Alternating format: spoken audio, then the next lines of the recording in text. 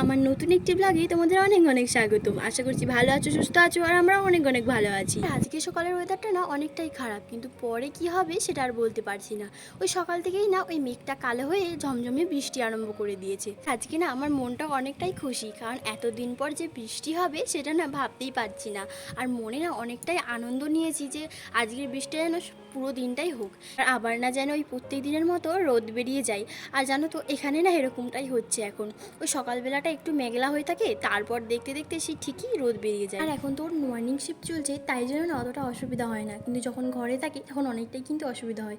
কারণ ও সকালবেলা উঠলে ওর আগে টিফিনটা দিতে হবে, তারপর সমস্ত কাজ সারতে হবে। আর টিফিনটা করতে গেলেই মানে ওই গরমেতে ঘাম তো দেবেই, আর সকালবেলা না উঠে ওই ঘাম গায়ে না আর কাজগুলো করতেও ইচ্ছা করে না। আজ সকালবেলা ওকে টিফিনটা দিয়েই দিয়েছিলাম, তাই ও খেয়ে দিয়ে না ও চলে গেছে ডিউটিতে।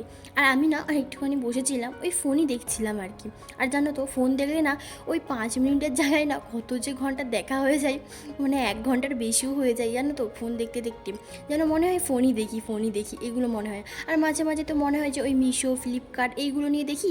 আর যেগুলো যেগুলো আমাদের সংসারে যেগুলো কাজে লাগে সেগুলোকে না ওই বেছে বেছে রেখে দিই। যখন ওই মিশো, ফ্লিপকার্ট থেকে সমস্ত কিছু শপিংয়ের জন্য না কাট করে রেখে দিই, তখন না আরও পছন্দের জিনিসগুলো দেখতে পেলে না সেগুলোকেও দেখতে থাকি। তারপর মনে যদি আরও কিছু জিনিস থাকে তখনও সেগুলোকে নিয়ে খুঁজতে থাকি। আর এই করতে করতে না অনেকটাই লেট হয়ে যায় জানো তো। আর কাজ করতে না অনেকটাই লেট হয়ে গেলে না অনেকটাই বিরক্তিকরও লাগে। তাই জন্য আজকে ভাবলাম যে না, ফোনটাকে একটু সাইডে রেখে দিয়ে আগে নিজের কাজগুলোকে সেরে নিই। কিন্তু ওই যে কাজ সারার পর যে একটু টাইমটা পাবো আমি, ওই তখন একটু এডিটও কাজ আছে, আবার এই দিকে না কিছু কিছু দরকারও আছে, তো সেইগুলোকেও না সেরে নেব। আর এইদিকে দেখতেই পাচ্ছ বিছানাটাকে গোছ করে এইদিকে এসেছি ঘরগুলোকে ঝাঁট দিতে।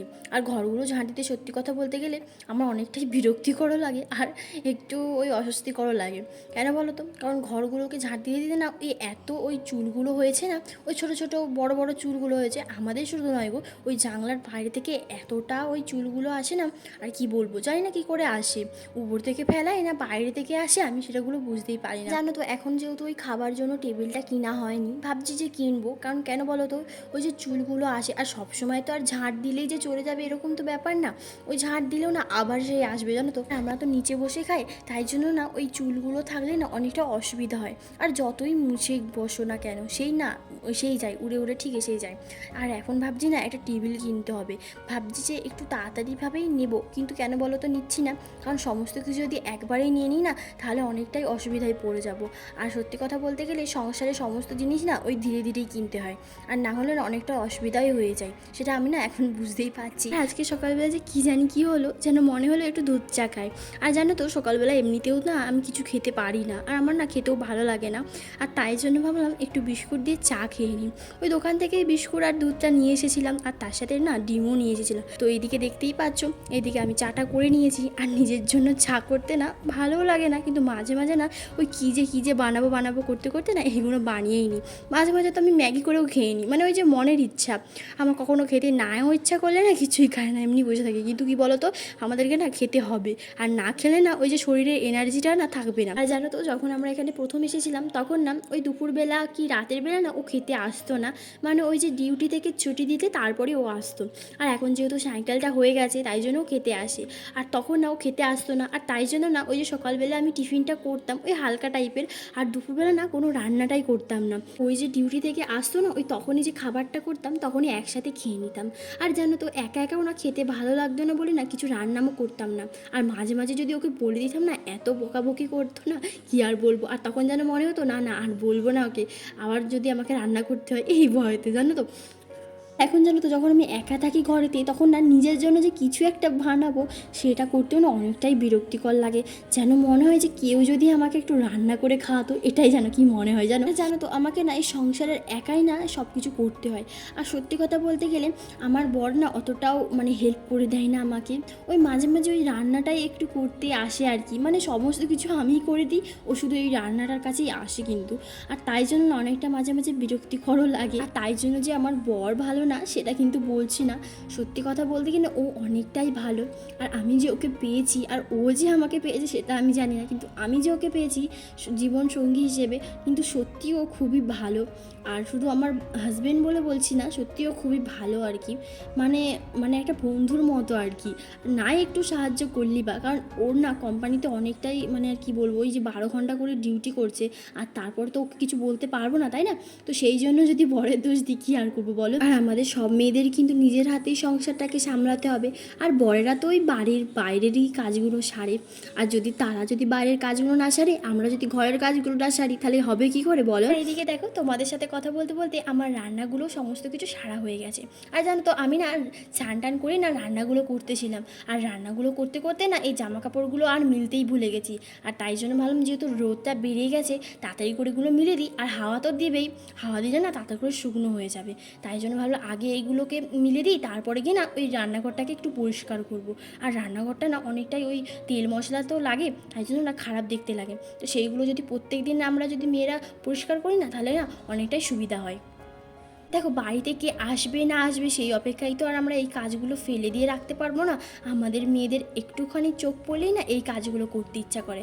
আর জানো তো, বিশেষ করে আমার না এই নোংরা ঘর, নোংরা এই জিনিসপত্র দেখতে ইচ্ছা করে না, জানো তো। আর একটা কথা বলছি শোনো, যে ভাড়া বাড়ি বলে যে এই ঘরগুলো যে পরিষ্কার করব না, এরকম কিন্তু কোনো কথা না।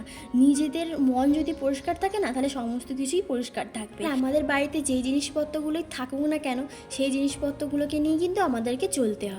আর জানো তো, যখন আমি এখানে প্রথমে এসেছিলাম না, তখন ওই যে রান্না বান্নার জিনিসপত্র ও আর ওর বন্ধু এসেছিলো, আর সেখান থেকেই না কিছুই ছিল না।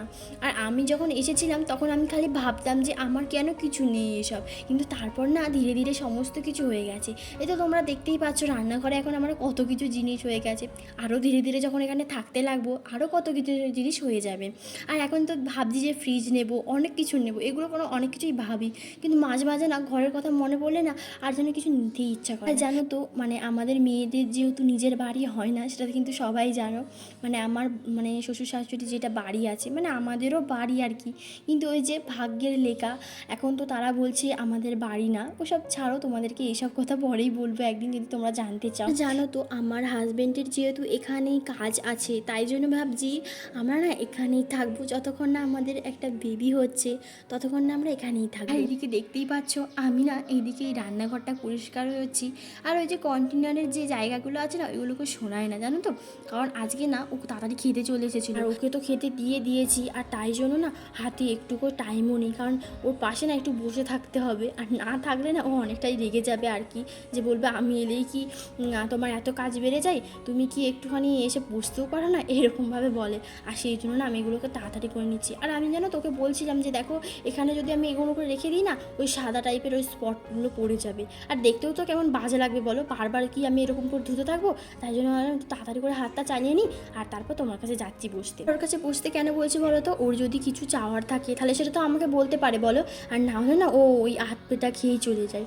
আর সেই জন্য না ওর কাছে বসে থাকতে হয়। তারপর ও খেয়ে দিয়ে চলে যেতেই না এই বাসনগুলো অনেকটাই জমা হয়ে গেছিলো, যেহেতু রান্নার বাসনগুলো ধুয়েছিলাম না, আর ও তাড়াতাড়ি আজকে চলে এসেছে। আর আজকে না ভাবলাম যে তাড়াতাড়ি করে বাসনটা ধুয়ে নিই, তারপর গিয়ে আমি খেয়ে নেবো। আমি খেয়েছিলাম না, জানো তো, তাই জন্য ও আরও বকছিল যে কেন খাওনি কেন। তো যতক্ষণ না আমি এইগুলোকে পরিষ্কার করে আগে রেখে দিতে পারছি, ততক্ষণ না আমার একটু বসারও ইচ্ছা হবে না, আর খাওয়ারও ইচ্ছা হবে না। তাই জন্যই ভাবি যে এই কাজগুলো আগে সেরে নিই, তারপরে গিয়ে আমি একটু বসবো, আর তারপর আমি একটু খেয়ে নেব। আর সেই জন্যই তাড়াতাড়ি করে কাজগুলো করা। আর কি বলো তো, এতগুলো যদি আমি তাড়াতাড়ি করে কাজগুলো সেরে নিই না, তাহলে টাইমটাও একটু বেঁচে যাবে, আর তারপর না ওই ব্লগগুলো এডিট করতে হবে, সেই জন্য না এতগুলো কাজগুলো করা। জানো তো, ওই প্রেশার কুকারের যে রাবারের মতো আসে না, ওই যে ভিতরে না অনেকটাই ময়লা রয়ে যায়, ওই তেল মশলা আর কি, আর সেইগুলোকেই না পরিষ্কার করতে হচ্ছে। আর তারপর ওই যে গোড়ার যে ঢাকনাটা আছে, ওটারও ভিতরেও না অনেকটা তেল মশলা রয়ে যায়, সেগুলোকেই না ওই ব্রাশ দিয়ে একটু পরিষ্কার করে নিচ্ছি।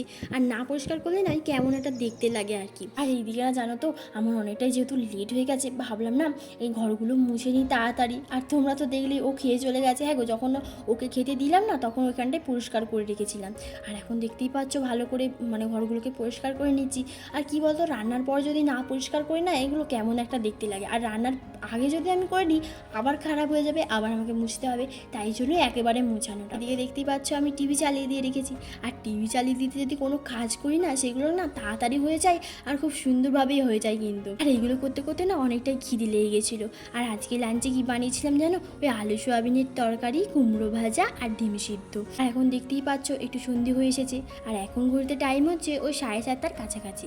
মানে আর কিছুক্ষণ পরে না ওই আলোটা কমে যাবে। আর এদিকে জানো তো সকালবেলা যেহেতু অনেকটাই দুধ ছিল, আর সেটাই না একটু চা বানাচ্ছি। আর জানো তো ওই যে ফ্রিজটা নেই না, তাই জন্য না বেশিক্ষণ রাখতেও পারি না। তবে চলো বন্ধুরা, আমার ব্লগটা আমি আজকে এখানেই শেষ করছি।